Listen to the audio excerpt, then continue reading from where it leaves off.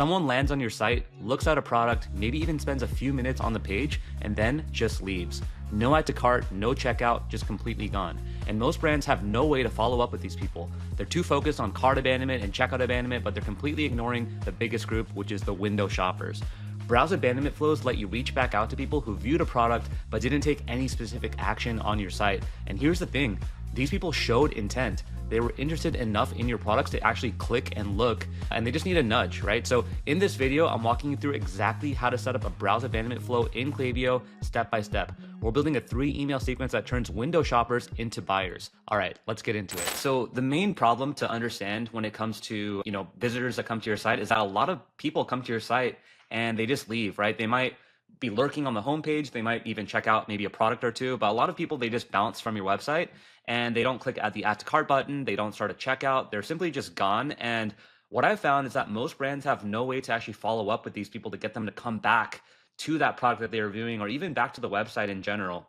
Right. And this is important because these people have showed intent, and sometimes they just need a simple nudge to, just a reminder to, let them know that, hey, we still exist and we're still here. Come back to our site and check out what we have to offer. Right. So the second thing to understand too is that there is a difference between the browse abandonment versus the cart abandonment versus the checkout abandonment. I'm going to kind of break down what the difference is between these 3 different behaviors, because they are very, very different and they all, kind of lead into showing different intent. Browse abandonment is if they have viewed a specific product and they just left, right? No further action after that, no cart action, no checkout action, etc. Now, cart abandonment is if they've added something to their cart and they've left. So they've physically hit that add to cart button, but they didn't do anything after that. And the checkout abandonment is if they've started a checkout, but then they just left, right? They didn't complete their checkout, they didn't complete a purchase, et cetera, et cetera. You need to have all 3 to capture everyone. I'm going to be going over specifically the browse abandonment flow. I have some other videos on my channel on how to set up the cart and the checkout abandonment, but in this video, we're going to be going over the browse abandonment specifically. Now, there's a 3 email structure to this browse abandonment flow. And just to give you an overview of the timing, and I actually have this pulled up right here as well. So I'll show you in both places, but overview is email number 1. It's going to be sent around 2 to 4 hours after someone has viewed a product. And that's going to be a gentle reminder. Email number 2 is going to be sent 24 hours later. That's going to be more focused on social proof and FOMO. And then email number 3 is also going to be sent 24 hours later. And that's where we're going to be offering an incentive. So just to show you what this looks like actually in Klaviyo, you can see here that we have the trigger. This is when someone actually views a product. And then we're waiting 2 hours specifically here, and we're sending them the first email.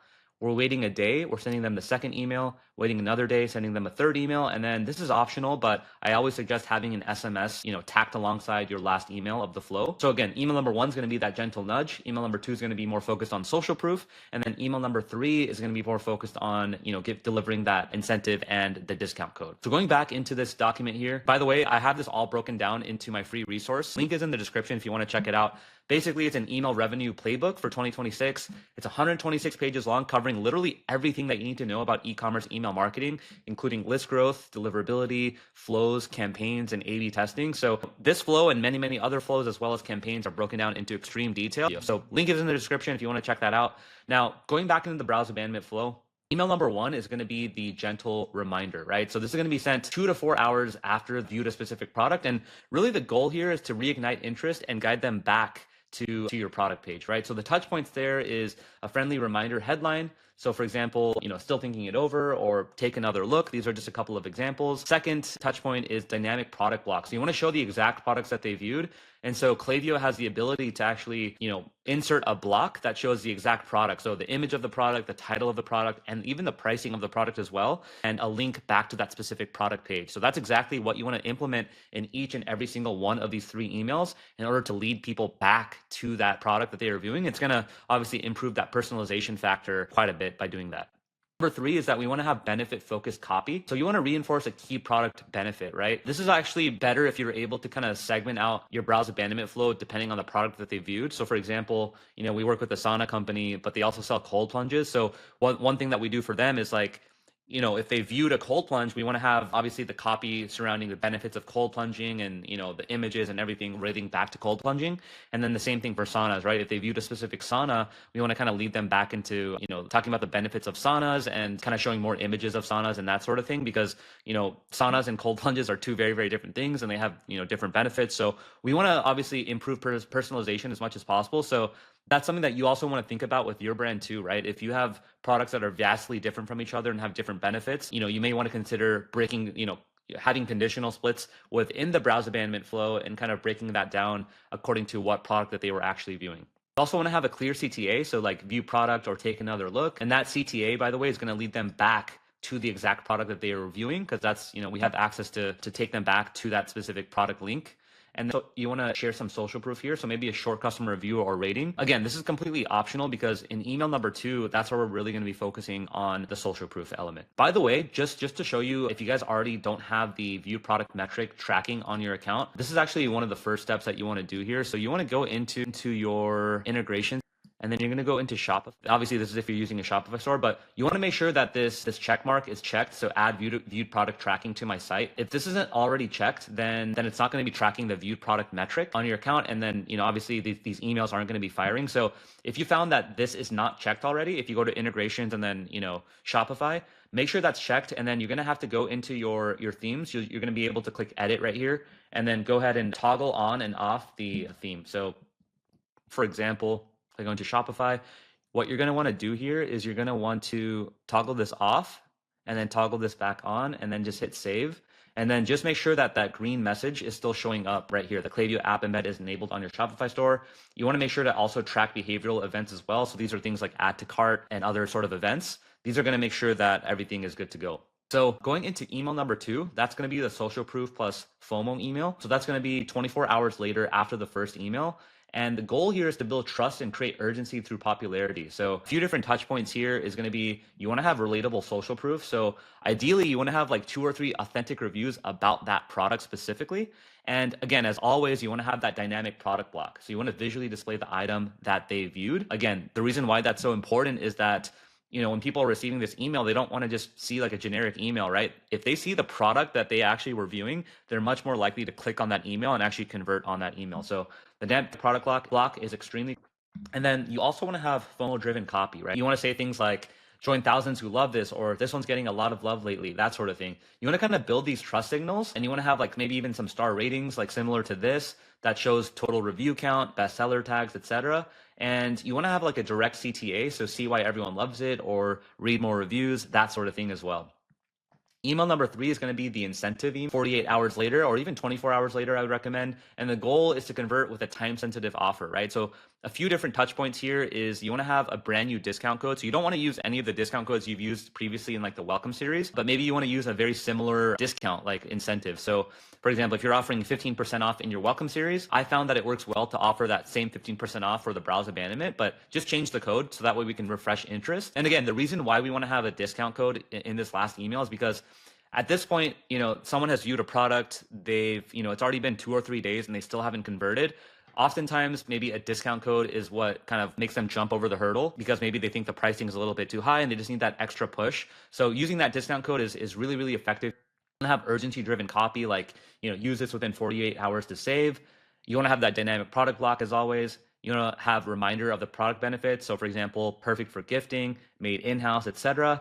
You also want to have a clear CTA. So like redeem your discount or use my code now. Again, you have to remember that this last email is going to be like the kind of like the Hail Mary final chance. And you just have to like assume that they're maybe never going to be coming back to your site ever again. So really just want to make sure that they're taking advantage of that discount code. And so yeah, setting up this trigger in Klaviyo, when someone viewed product, we're going to allow re-entry after 15 days, right? So if 15 days go by, then someone can be eligible to enter this flow again. We don't want anything lower than that, because then people are going to be entered over and over and over again, and they're going to receive the same emails over and over. As far as the profile filters go, you want to put checkout started 0 times in starting this flow, and place order 0 times in starting this flow, and add it to cart 0 times in starting this flow.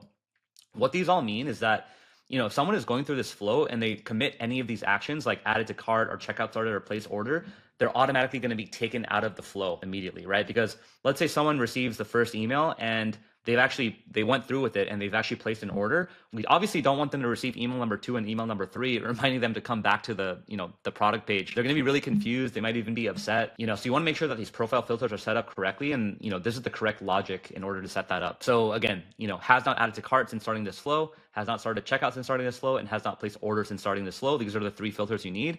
And the reason why these filters matter is that we don't want people to get multiple flows at once. So, number one, if they view a product, then the browse abandonment triggers. If they add to cart, the cart abandonment triggers. If they start checkout, the checkout abandonment triggers, right?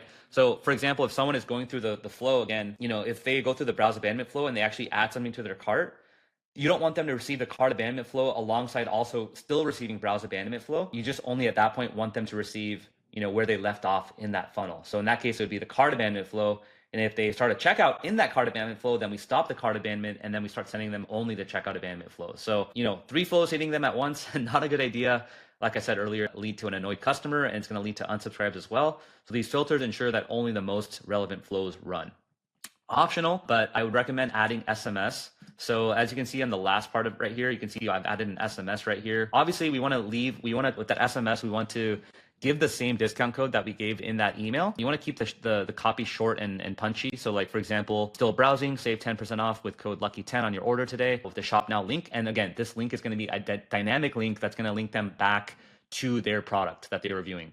So again, you want to keep it short. You want to include the same discount code in the email as well. Again, just a quick flow logic diagram. Email number 1, added to cart, yes, exit, no equals continue, and then viewed product, wait 2 to 4 hours, and then send them another email. So that's kind of what the flow logic looks like. So this flow ensures customers only receive relevant emails based on their behavior, preventing overlap and reducing unsubscribes, right? So within each and every single email that you send, it's basically asking, the Klaviyo logic is asking itself, hey, did this person add to cart? Did they place order? Did they start checkout? And if the answer is no, then they're always going to be continuing to send more emails through the browse abandonment. So yeah, that's pretty much it. Just a few pro tips here. Don't be creepy, keep the tone helpful, not like I'm watching you. Use dynamic product blocks. Showing the exact product is way more effective than just having a generic email. You want to wait at least 2 hours before the first email, because oftentimes people, they view a product, but then maybe they get distracted and they'll come back maybe 20, 30 minutes later. So you don't want to send that first email too early. You want to give them a chance to come back and actually not place an order, but like give them a chance to come back to the site and continue browsing. Don't over discount either. I've seen a lot of brands make the mistake of sending a discount code on the very first email. And I think that's just that's just giving a discount too prematurely, because oftentimes people just need a simple nudge just to be reminded of what they were viewing and to even start a checkout.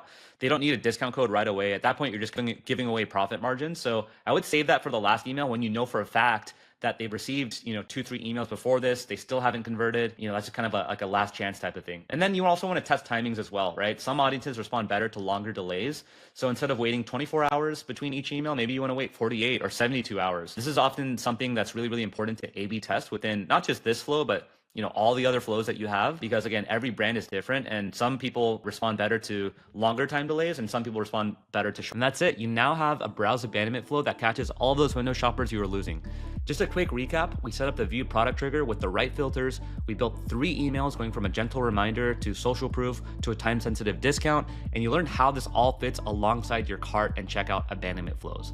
By the way, if you haven't already checked out the email revenue playbook yet, it's 126 pages long, covering the 4 pillars of email marketing when it comes to e-commerce brands. That's list growth, deliverability, flows, and campaigns, everything broken down into extreme detail, so that way you can achieve 40% plus email marketing attributable revenue on your account.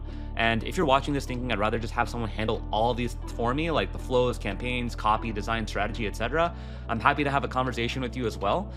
Just go ahead and book a call down below. It's in the description. Happy just to have a simple conversation with you, just to see where you're currently at with your email marketing, see where we can plug in the gaps, and see if there's anything that I can do to help. Looking forward to speaking with you, and I will see you in the next video. Thanks.